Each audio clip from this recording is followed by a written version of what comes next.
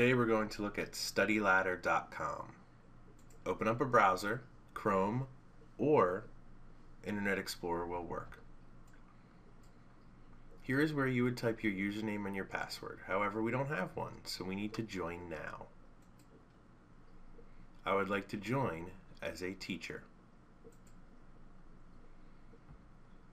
You need to enter 4 pieces of information. First, your email address.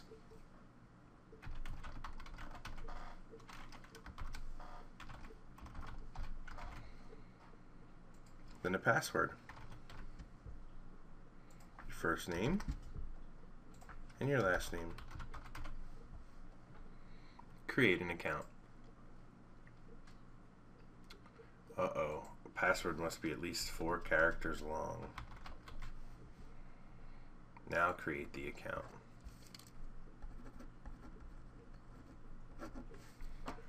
Next it says search for your school name or suburb. If you just type Hereford and go, Hereford Elementary School in Hereford, Pennsylvania is the first choice. There's also a Hereford Elementary in Whitewood, South Dakota. We need to become pen pals with these guys. Once you've got that, you need to scroll all the way to the bottom where I can confirm I am employed at this school. There you go. You're now a teacher with an account in StudyLadder. Now you're going to need to create your class. Float your mouse over classes and then add a class. Give your class a name.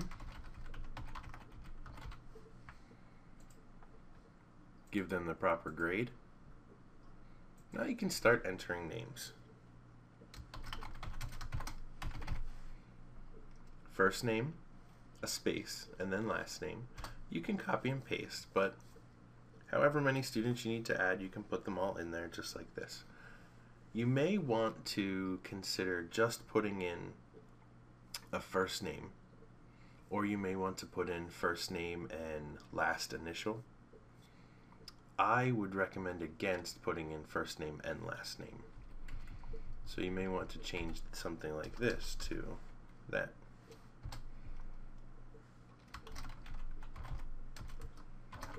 Instead of Snickers, you would just put Snicky. Now that's enough right there. I'm just going to stop at 2, but you would put in your entire class. And now create the class. Here you can change a few things. The student access is whether or not your students will need to enter a password. You could also change that to they have to enter a username and password. That would be very difficult.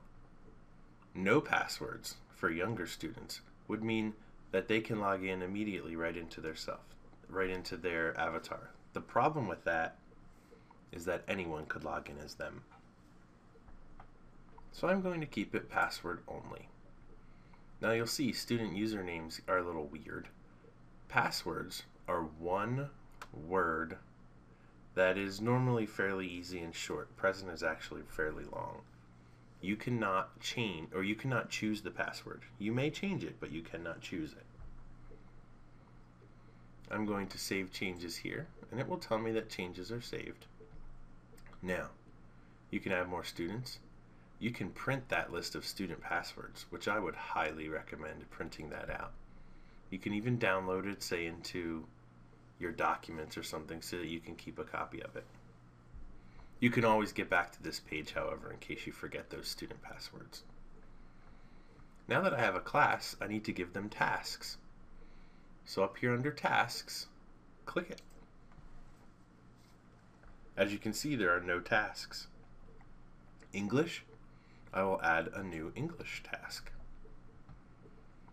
Interactive story with sight words. There are 3 different interactive stories with sight words. 2 of them are black and white. That means they're printables. You may want to avoid those. These interactive ones, however, are great. So I'll just go ahead and set that task.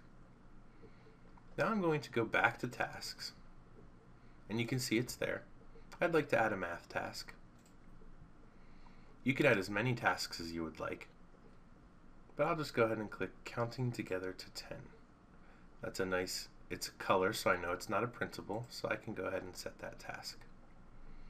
If I go back to tasks, you'll see that I have them set already. So you could go through and set anything you like. Once that is done, we're going to find the page where your students can log in and actually play this. So we're going to go back to classes and click on Manage Classes.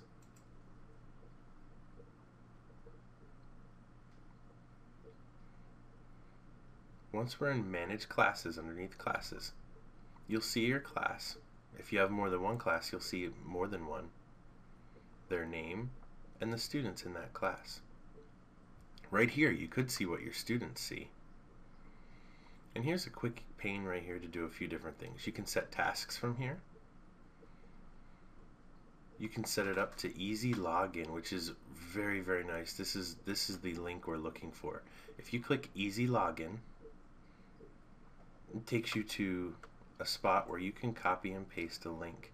Now I'm just going to copy it, and I'm going to go up into a new tab here and paste it so you can see what it looks like. This is a link in StudyLadder that takes you directly to your class where your students can easily sign in. If you copy this link into an email, I can put that somewhere on the Hereford page, probably underneath your grade level, so that your students can easily click that and sign in. Now, I don't remember baby's password. I think it might be present. Let's try that. Alright, we're in his baby. This is what students see. Students see a long list of tasks that their teacher has set for them, and it even says these activities were set by your teacher. They can still play other activities. They can play games. They can look at rewards. There's a lot they can do. Up here is what the kids really work for, though. They can edit their avatar. Every game they play, every activity they complete, they earn reward points. Those reward points get spent in their room where they can buy a dog or toys to put in their room.